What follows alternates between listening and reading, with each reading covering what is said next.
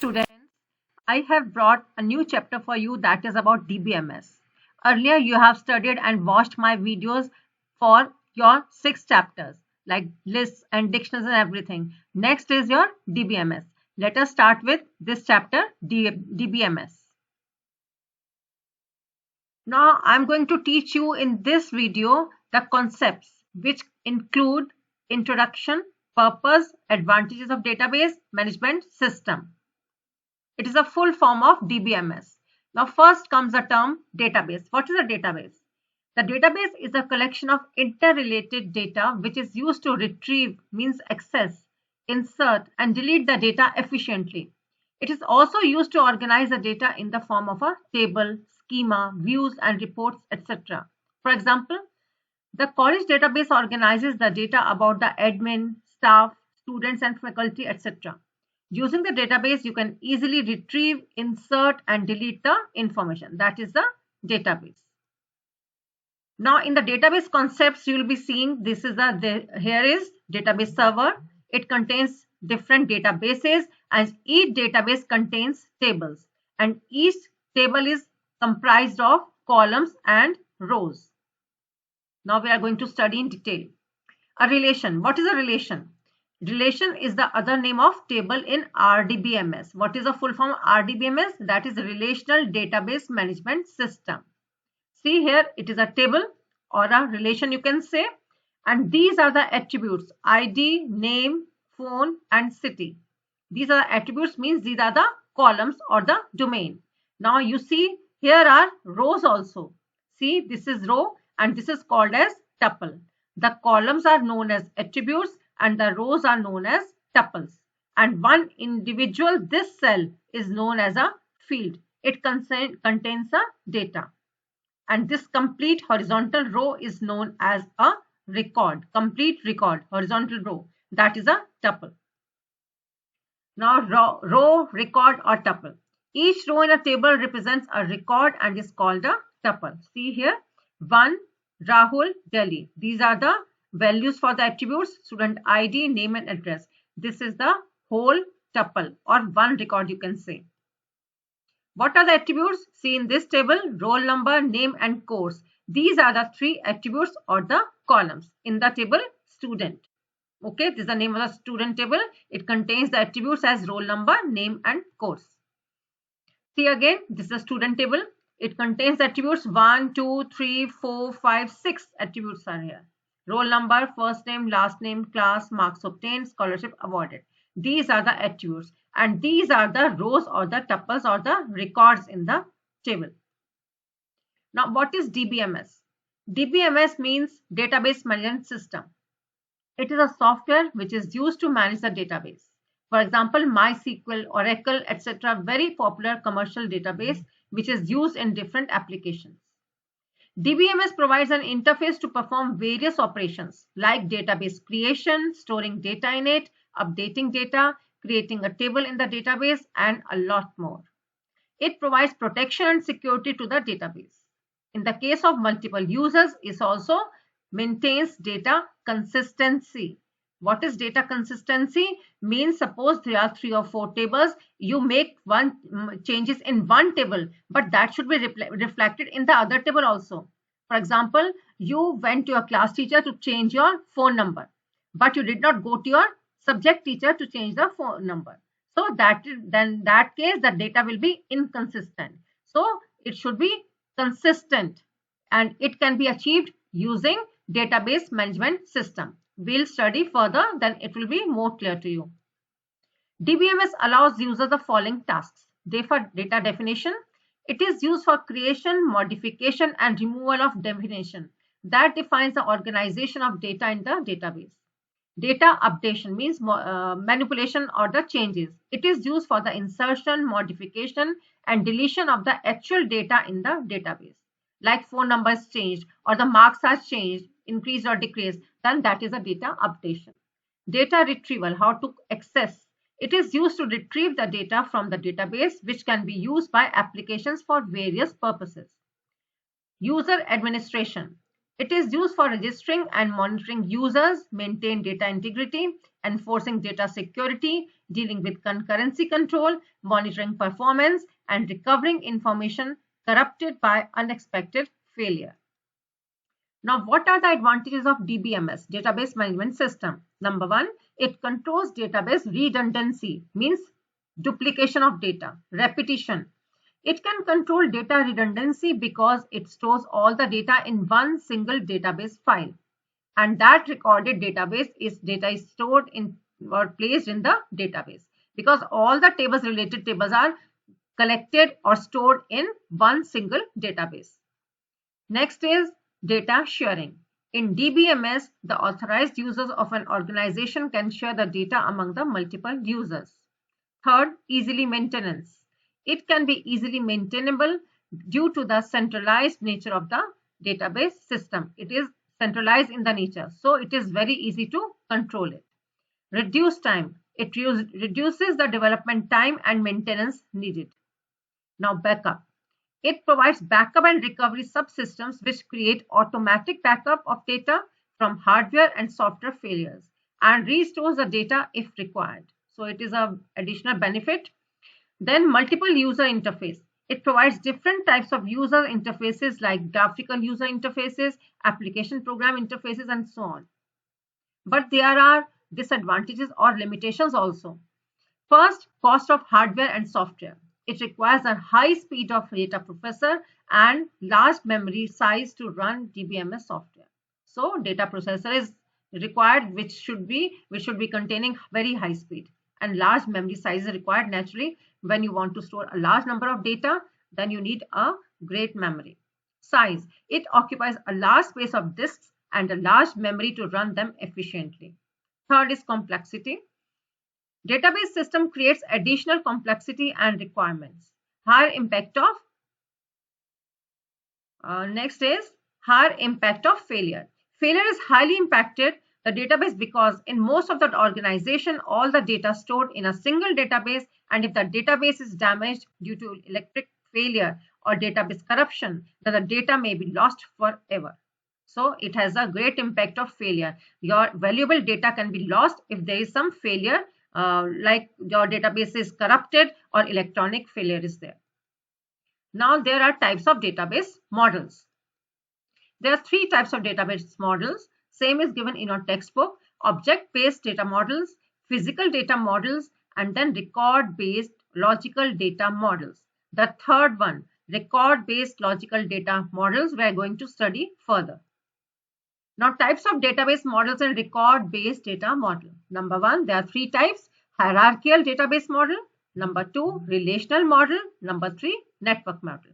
And we'll be studying all these three, but relational model is in detail for you to study in class 11. Now, record-based data model is of three types. Just now I told you: hierarchical, network, and relational. Now, this is an example of hierarchical. What is hierarchical? The hierarchical database model is a data model in which the data are organized into a tree-like structure. See, here you can take it as a root, and there are few branches here. So it is tree-like structure. The data are stored as records which are connected to one another through links. These are the links. So you are seeing these lines. These are the links. Like root, that is the car. Main car is there. Then again it is classified into Hyundai and Maruti Suzuki.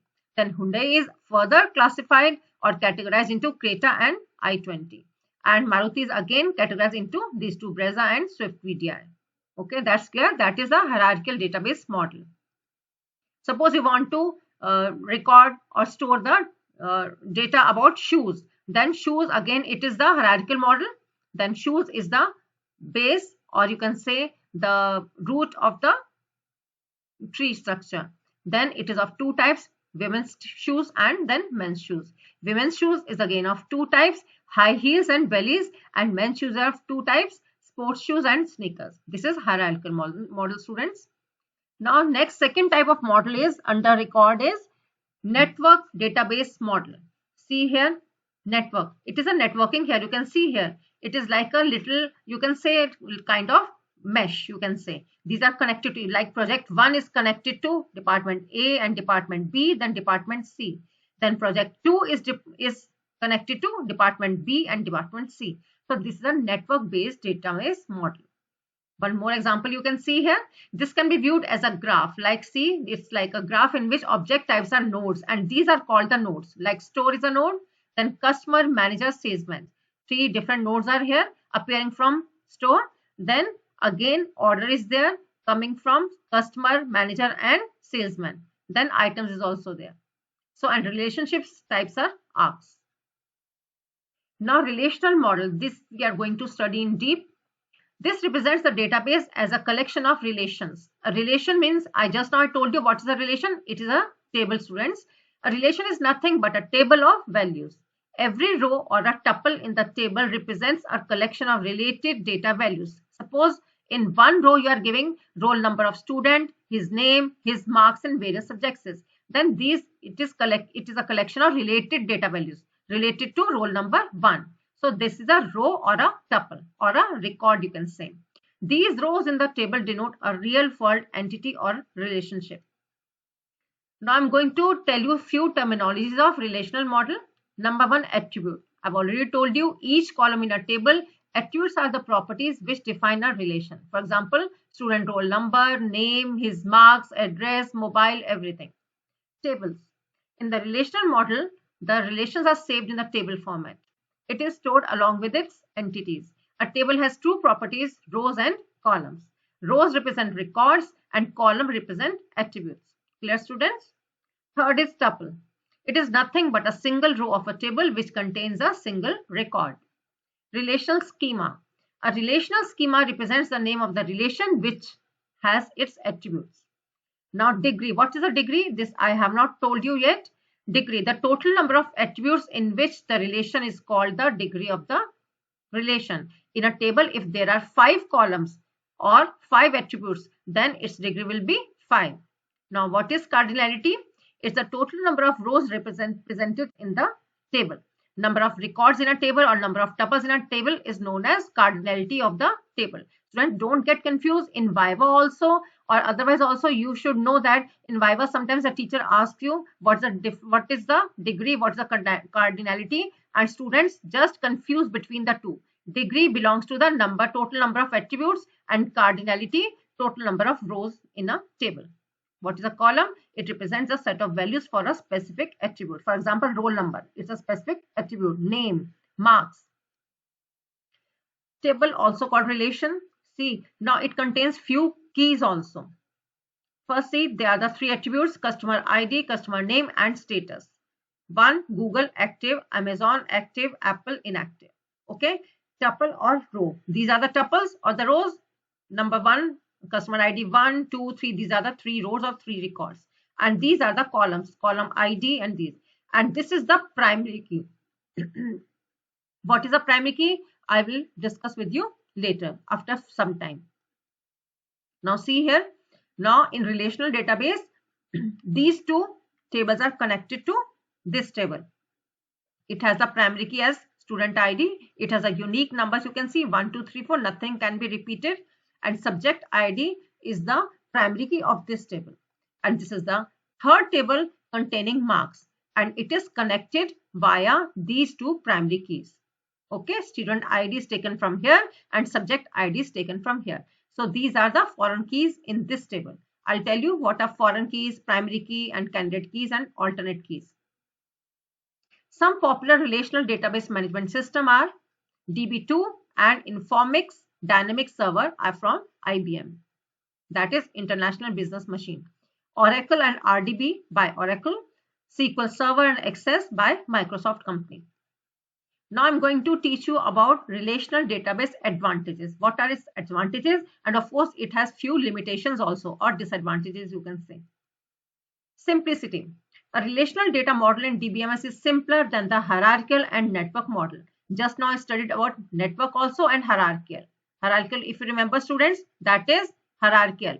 Different layers are there. In network, that is like a graph. Okay. It is a tree-like structure. Now, structural independence. The relational database is only concerned with data and not with the structure. It is concerned with main thing is data for it. It can improve the performance of the model.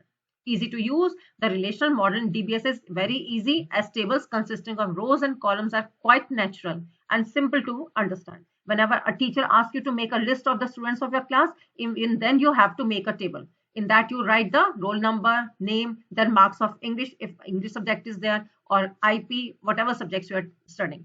So in this case also you are studying that tables are very easy to study and to consist data then in the form of rows and columns. Query capability. What are queries? Queries are like questions which are used by in writing SQL. That's a language. I'll be telling you what is it. It makes possible for a high level query language like SQL to avoid complex database navigation. What is SQL? Its full form is Structured Query Language. Now, database independence. The structure of relational database can be changed without having to change any application. The structure can be changed, students, okay, but data will remain the same. Okay, like you saw just now, the relational model or the model can be changed, the structure can be changed, but it will have no effect on the data it is containing.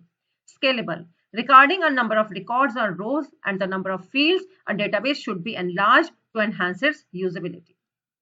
Some disadvantages cannot be ruled out. Number one, few relational databases have limits on fields length, which can't be exceeded. Okay, it has the limit, like it can not exceed the length of the data. Relational databases can sometimes become complex as the amount of data grows and the relations between pieces of data become more complicated. So that is also a disadvantage, students. Third, complex relational database systems may lead to isolated databases. It should be relational, but sometimes it leads to isolated databases where the information cannot be shared from one system to another. It is again a disadvantage. Now I was telling you about the keys I'll be teaching you. Now the types of keys in relational model: candidate, primary, alternate, and foreign key. See here, this is a table. This is student ID and roll number, first name, last name, email. You see there are three candidates key. These are student ID, roll number, and email. And primary key. Student ID is the primary key, and these two are the alternate keys. I'll give you one example, students. Suppose if I talk in the terms of election, suppose 5 candidates are there, or in the school, a head girl has to be chosen, okay, or a head boy has to be chosen out of 5 candidates. 5 candidates are nominated, then 5 candidates have the equal qualification. Now one will be chosen as the head boy or head girl. That will become the primary key, and rest of the 4 will become alternate keys. Is it clear now, students? Here I have chosen student ID as a primary key, so rest of the 2, roll number and email, these are the alternate keys, and these 3 were candidate for the primary key. Is it clear, students? And foreign key, I'll tell you, that is for referencing to other table. Is it clear? And in primary key, no record, no data can be repeated. It shows unique values and it cannot be left blank also. See here, different types of keys will be showing in the student and student course table. 2 tables are taken. For example, it contains student number, student name, student phone, student state, country, and age. Okay, and in student course, student number. See, the student number is here and student number here also. And course name and course number and course name are there. So these 2 can be referenced to each other, but one column should be common in between these 2 or any 2 tables which you want to relate to each other. Now candidate key. The minimal set of attributes which can uniquely identify a tuple is known as candidate key. For example, student number in the student relation. Just now I showed you. There can be more than one candidate key in a relation. Just now I show you there were 3 candidate keys. For example, student number is a candidate key for relation student. The candidate key can be simple, having only one attribute, or composite as well. It can be composite as well. For example, student number, course number. We have taken 2 altogether. Is a composite candidate key for relation student course. Now what is a primary key? There can be more than one candidate in the relation, out of which only one can be chosen as the primary key. For example, student number as well as student phone. Both are candidate keys for relation student, but student number can be chosen as the primary key, only one of many candidates key. It can be only one out of any number of candidate key. Now, what is alternate key? Which is not chosen as the primary key, but it was a candidate key. The candidate key other than the primary key is called an alternate key. For example, student number as well as student phone number. Both are candidate keys for relation student. But student phone will be alternate key because we have chosen student number as the primary key. Clear, students? Now, what is a foreign key? If an attribute can only take the values which are present as values of some other attribute, it will be a foreign key to the attribute to which it refers. The relation which is being referenced is called reference relation, and the corresponding attribute is called referenced attribute. And the relation which refers to the reference relation is called referencing relation, and the corresponding attribute is called as referencing attribute. The reference attribute of the reference relation should be the primary key for it. In the both, it should be a primary key. In the current table in which we are working, then other primary key will be known as the foreign key for this table. For example, student number in student course is a foreign key to student number in student relation.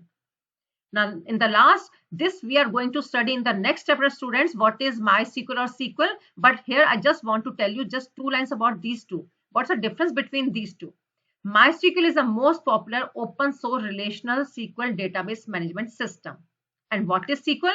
It's a query language, whereas MySQL is a relational database that uses SQL to query a database. If you want to query a database, you want to know highest marks from the database, you want to know how many students got less than 33 marks, or how many students got 100% full attendance, then in that you will be giving some query, and that is using that you can write in SQL. So that is clear.